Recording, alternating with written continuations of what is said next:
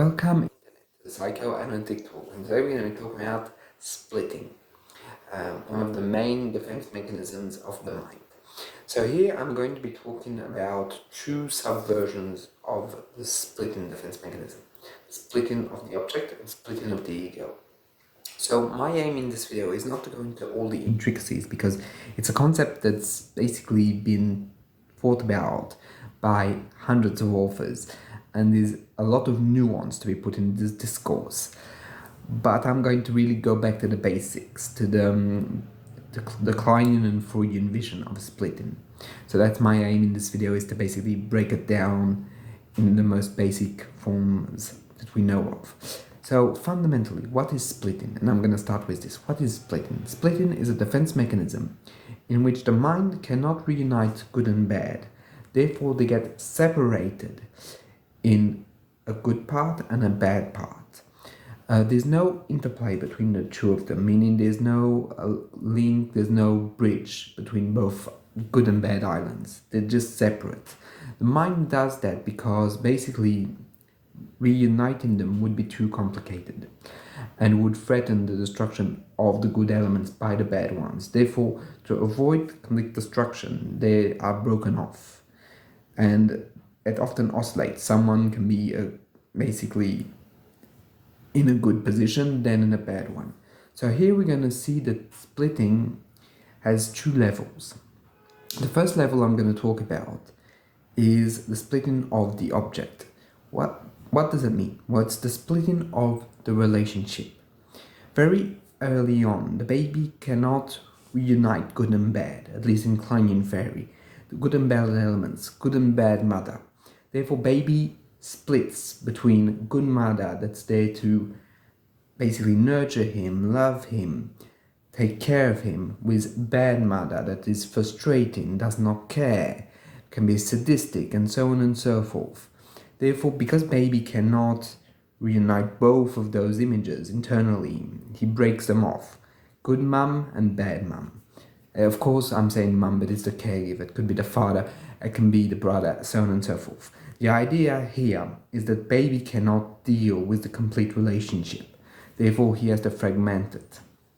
That fragmentation gives way to basically relationships that are idealized, perfect, and untouchable, and relationships that are awful, disgusting, and destructive. What you have to understand with splitting is that often when it occurs, the person is not open to changing the split. The split is not something that is negotiable or can give way to a shift in perspective. What happens is that one is all good and the other one is all bad. Often the person is going to be very, very reluctant to basically engage in a discussion about splitting. The splitting is considered natural. It's natural that, for example, A is completely good and B is completely bad. The fact that you're even questioning it is, for the patients that are experiencing the splitting of the object, kind of sus. You're not supposed to. And if you persist, there might be a lot of anger. Because what you have to understand is that the mind is basically coping with an innate contradiction of a person, or what is perceived as an innate contradiction, that there's both good and bad in the relationship. And because the mind cannot deal with that level of complexity, of unpredictability of the other, there's a separation. That separation is meant to protect the mind, to protect the relationship. Because in the mind of those people that are split, the good can never survive the onslaught of the bad. In a way, if you were to combine both of them, the good would just be spoiled by the bad. There's no leeway. And in a way, they don't believe in the survival of the good parts if the bad parts are present. Therefore, the break is very strong and very tough to untangle. And you might say, yes, but what happens when the good object, or let's say the good person, does something wrong? Then it must invert itself. Well, you're not wrong in the fact that it will invert itself, but the other person will just become a bad object. And often what will happen is that another person, let's say C, will become the new good object.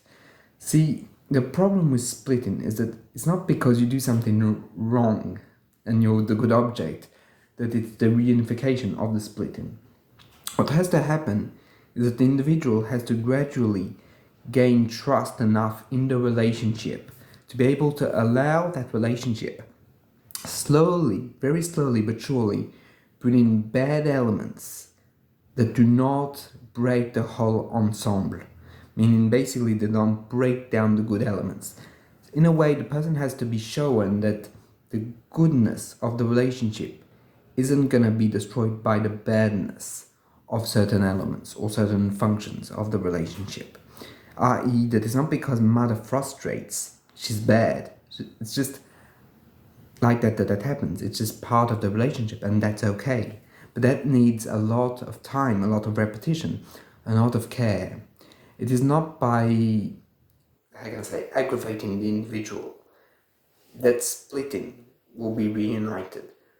The reunification of splitting of the object is often through a lot of care and love until the person can slowly tolerate B, and then person B is understood to be also in person A, and therefore they combine into AB. But that's only after a lot of preparation. And in the vision of Melanie Klein, it's only when baby basically enters the depressive position that he realizes that mother is both good and bad at the same time, but she's complete, she's full. In a way, she can be attacked, but she will survive that attack, and that's okay. So that's for the splitting of objects. Of course, here, and this is important to realize this, that splitting of objects also leads into adulthood and is a core function of groups. It is very frequent in groups that there is a split between the inner group that's all good and the outside that's all bad, or that A is very good and B is very bad, right? It's a common process in the minds of many people. And often splitting is on a graduation, splitting of the object. Meaning that the less severe is like people that split, but once you call it out, they can realize and start adding a lot of nuance and start basically merging both of them together quite easily. It's just that they've regressed to that because of the group, because of certain circumstances. And the more severe forms of object splitting, in which the individual does not or cannot reunite them, because that would be too threatening, and because it doesn't go with the narrative. So that's for the object, i.e. the external world. But there is a form of splitting that impacts directly the self, which is called the splitting of the ego. So a bit like the splitting of the object, good and bad are separated drastically. But in the case of the ego, it's that the individual cannot stand that they have good sides and bad sides. Therefore, there is a split in the personality between the good elements that are completely good, perfect, and the individual sees himself as perfect and as a great, and the bad sides are rejected, repressed, or just on another parallel line of development. That other parallel line of development is not, basically, they're not meant to come together. What you have to understand is that it's a bit like electric circuits, right? When they come together, that's like a surcharge, which makes basically the whole system collapse. So both are separate because the mind and the psyche can't bear the reunification of them.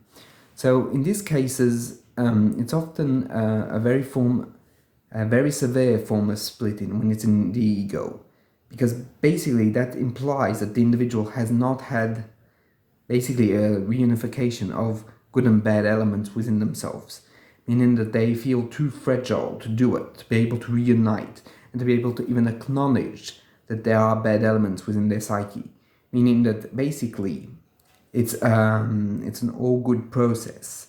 However, the bad elements are always there in all of us. It's a collective trait of every human. We all have defects, we all have bad moments, and we all have moments where we are not the best, and that's okay. But in the case of splitting, it's that fault is intolerable. Therefore, all it is evacuated on the other, i.e. projected in the outside world projected onto someone else. Like, for example, no, I am not, for example, I don't know, sadistic, but A is sadistic. He is the real sadistic individual. Therefore, all the qualities and defects that I hate about myself are projected onto A, or, and this is even more pathological, they're not projected, they're internalized but acted out.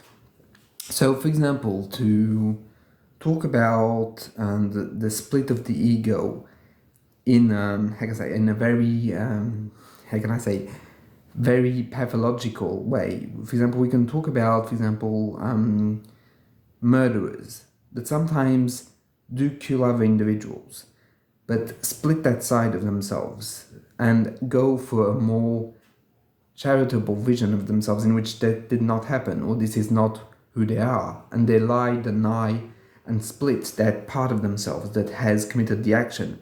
And it's not rare that, for example, in court cases, when the individual is confronted to what he's done and the judge explicitly condemns the individual on the action that he's done, that there is a breakdown, that the individual just faints. Because this is the most extreme version of the splitting, in which it's so irreconcilable that it's better to lose consciousness than to reunite, or even the spectre of reunification is there. So what you have to understand is that, a bit like when I was talking about the splitting of the object exists on the continuum, the splitting of the ego also exists on the continuum. That what I gave you here was the most extreme example of the split. And one could argue that, for example,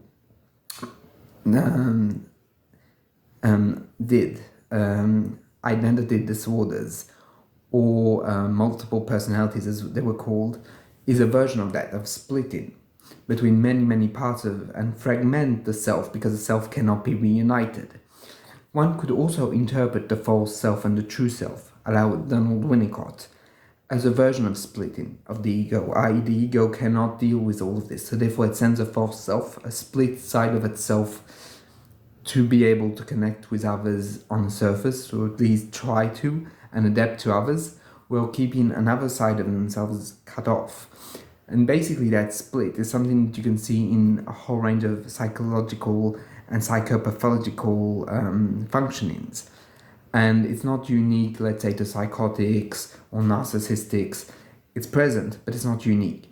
And that aspect of splitting is something that's very complicated to work on as a therapist, because the individual built their whole personality often in order for those two elements, good and bad, never to touch, never to merge. Because as I was saying, there's this fundamental idea that if they were to merge, then the badness will completely destroy and corrupt the goodness, that the goodness cannot survive. Therefore, the splitting of the ego is the same type of defense, because there's this fear, basically they'll just end up with nothing good about themselves, that all the badness will just remain and the goodness will be gone. Therefore, there's a real threat to their existence. Therefore, working with these individuals necessitates a lot of patience, and the therapist has to be very careful of when the interpretation is given, and to not try and reunite prematurely both parties of the mind, both good and bad, because that's not how the individual can cope with them. It's about knitting slowly but surely, little elements by little elements, step by step, to try and reunite in the big picture, not in the here and now, but really in the future, step by step, the individual, so that they can finally feel complete. Because the problem with splitting is that it creates a lot of tension within the mind. It's not a system that is basically a win-win. It's virtually a lose-lose situation, because the individual is not capable of dealing with their parts of themselves. Therefore, they spend a lot of psychic energy pushing it down, repressing it, trying to avoid its coming back. Therefore, it is very costly mentally, and people that use splitting are often people that suffer, even though they might not be in contact with that suffering. That suffering is still very much there within their unconscious mind, and with even sometimes their conscious minds. And sometimes these people, even when they break down, start to think, why am I like this? How come I'm like that? Even though that breakdown does not necessarily lead to something transformational, it's still there, showing that basically at the very core, that splitting is a form of suffering. And it's a form of suffering because in these moments of good and bad, everything is absolute. Therefore, there's no space for reparation, there's no space for forgiveness, there's no space for failure. And all these things are important, both in our relationship with others, of course, but in our relationships with ourselves.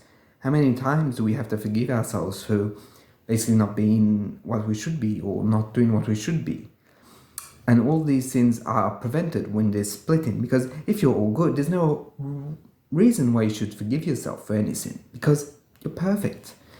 But that being said, if you're perfect, then where's all the bad? And the bad is going to come back, be it from the external world or within an action that will make the individual shift from good to bad and bad to good.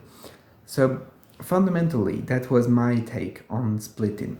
I need to say that splitting is a very interesting defense mechanism, and there's a lot of nuance, strangely enough, in this discussion. So this video is not the be-all and end-all. It's more like an introduction to splitting and to what it is. But a lot of authors have theorized that even Freud had a lot of nuance, as he talked about the splitting, mother and horse splitting. Bion talked about the splitting of the mind between the alpha function and the beta elements. You have a lot of nuance, and I'm not trying to narrow it down. I just want you to know that there's a whole basic plethora of ways of seeing it, ways of dealing with it. I talked about Winnicott, we could have talked about Fernburn. Just know that this is only an introduction, if anything, and that basically this splitting process is very important and very nuanced. And that's pretty much it for this video. If you have any questions, as always, feel free to put them in the comments. I'll see you in the next one. Bye.